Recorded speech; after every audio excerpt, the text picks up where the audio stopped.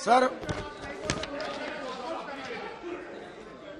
मेरा क्वेश्चन ये है, सर मंत्री जी से मेरा क्वेश्चन है, अभी बातचीत भी हो गई, तो आसाम में हमारे टी गार्डन्स के लोगों के साथ बड़ा जुल्म हो रहा है सर।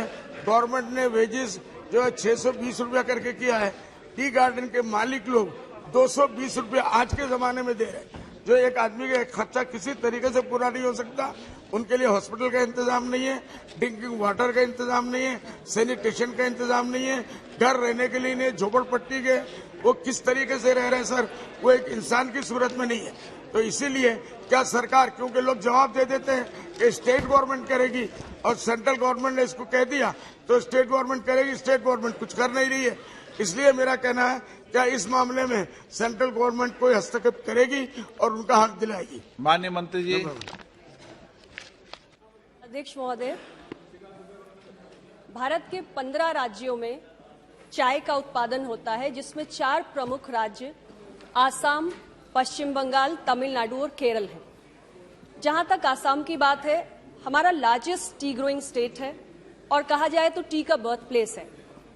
जो विषय माननीय सदस्य ने उठाया है, उसके संबंध में मैं आपके माध्यम से सदन को अवगत कराना चाहती हूं कि हमारे प्लांटेशन लेबर एक्ट के प्रोविजंस के तहत वर्कर्स के लिए, टी गार्डन वर्कर्स के लिए जिन सुविधाओं का आपने उल्लेख किया, चाहे वो मेडिकल की सुविधाएं हो, हाउसिंग हो, ड्रिंकिंग वाटर हो, ये सारी सुविधाएं प्लांटेशन लेबर एक्ट के तहत स्टेट गवर्नमेंट्स के द्वारा सुनिश्चित की जाती हैं। हमारा टी बोर्ड निरंतर ये प्रयास करता है कि चाय का productivity, production, quality, market promotion और एक्सपोर्ट प्रमोशन किस तरीके से, और इसके लिए हम अपनी विविध योजनाओं के माध्यम से निरंतर राज्य सरकारों में चाय बागानों को प्रोत्साहन देते रहते हैं। जो विषय वेजेस को लेकर आपने उठाया, उसके संबंध में भी मैं बताना चाहती हूं कि हमारे स्टेट गवर्नमेंट्स जहां तक वेजेस का, ग्रेचुइटी का, पीएफ का या जितने भी दूसरे स्टैट्यूटरी ड्यूज होते हैं, उनकी अदायगी का प्रश्न है, ये राज्य सरकारें देखती हैं। और इसके साथ साथ जो तमाम मैंने सुविधाएं बताई, उसे भी देखना राज्य सरकारों का काम होता है। यदि आपके राज्य में किसी प्रकार की कोई समस्या आ रही है, तो हमारी संवैधानिक व्यवस्थाओं के अनुरूप जिम्मेदारी राज्य सरकार की बनती है। लेकिन निश्चित रूप से आपने प्रश्न उठाया है, तो राज्य सरकार से इस विषय में हम बातचीत करके ये कोशिश जरूर करेंगे कि इसका हल निकले। ऑनरेबल मेंबर, अच्छे दिन आ गए, मोदी जी के आने के बाद अच्छे दिन आने वाले थे, इन विचारों का भी कोई अच्छा दिन आ जाएगा सर। इसका जो है, खासकर पीयूष गोयल जी इसका ख्याल रखें, मोदी जी से इस मामले में बात करें कि वो ध्यान दें। बहुत बुरा हाल है सर, बहुत बुरा हाल है। पूरी दुनिया में आसाम की चाय मशहूर है उसके नाम से। इसलिए ये मेरी दरखास्त है, या आपसे डायरेक्ट दरखास्त है कि मोदी जी से बात करके उनके गरीबों के भी अच्छे दिन आ जाए। मेरा दूसरा प्रश्न है सर, सप्लीमेंट्री में आपने ये प्रश्न पूछा तो क्या पूछा है जी? ये प्रश्न पूछा तो क्या पूछा आपने? नहीं, प्रश्न डिबेट थोड़ी। दूसरा ये है कि इनको टी स्टेट के मालिक लोग 12% कंट्रीब्यूट करते हैं इनके चाय मालिक लोगों को, और मगर रिपोर्ट के मुताबिक आसाम में कई सौ टी स्टेट के मालिक वर्कर्स का पीएफ अमाउंट और ग्रेच्युटी अमाउंट सालों से अदा नहीं किया गया, जिसकी वजह से 650 करोड़ रुपया अभी उन गरीबों का बाकी है।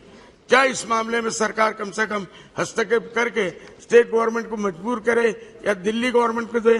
कम से कम ये तो उनका हक बनता है। इसके लिए मेरी खुसूसी आपसे स्पेशली रिक्वेस्ट है, अर्नेस्ट रिक्वेस्ट है कि आप इस मामले में भी दखल दें। माननीय अध्यक्ष जी, माननीय सदस्य आसाम राज्य से आते हैं। यहाँ की चाय का इतिहास 200 साल पुराना है और यहाँ की चाय विश्व प्रसिद्ध है और उसे दुनिया के बाजारों में पहुंचाने के लिए हमने सभी प्रयास किए हैं। मैं कुछ बातें आज जरूर आसाम के संबंध में बताना चाहती हूं जो प्रयास टी बोर्ड ने किए हैं। हमारी T development and promotion scheme जो हम 2017-18 से संचालित कर रहे हैं और आज उसे 2025-26 तक एक्सटेंड कर दिया गया है, उसके तहत 6 कंपोनेंट्स हैं, जिसमें हमारे नॉर्थ ईस्ट के लिए एक सेक्टर स्पेसिफिक प्लान है और आसाम भी अन्य राज्यों की भांति 15 राज्यों की भांति इस योजना से लाभान्वित हो रहा है।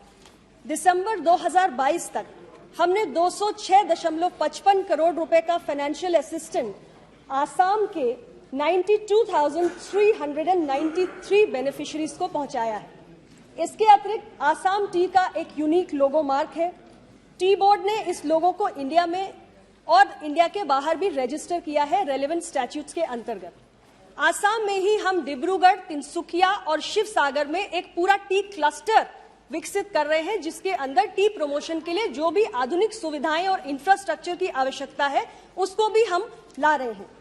और आसाम में जो आपका आईसीडी है अमीन गांव में, उसमें हम 2 रुपए प्रति किलो के हिसाब से सब्सिडी ट्रांसपोर्ट के लिए भी देने का काम करते हैं। ये कुछ प्रयास है जो आसाम के लिए हम कर रहे हैं।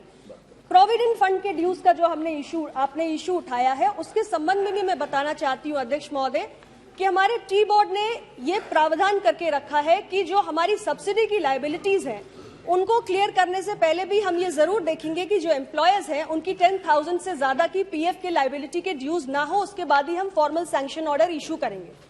और पीएफ का जहां तक विषय है, अन्य राज्यों में ministry of labour and employment government of India में employees provident fund and miscellaneous provision act 1952 के तहत ये गवर्न होता है, लेकिन आसाम का अपना एक पीएफ का कानून है जिसके तहत पीएफ की अदायगी की जाती है और ये विषय बहुत महत्वपूर्ण है। इस संबंध में भी आसाम के सरकार से हम बात करेंगे, लेकिन आसाम की सरकार के अपने कानून के अंतर्गत पीएफ के ड्यूज का भुगतान किया जाता है।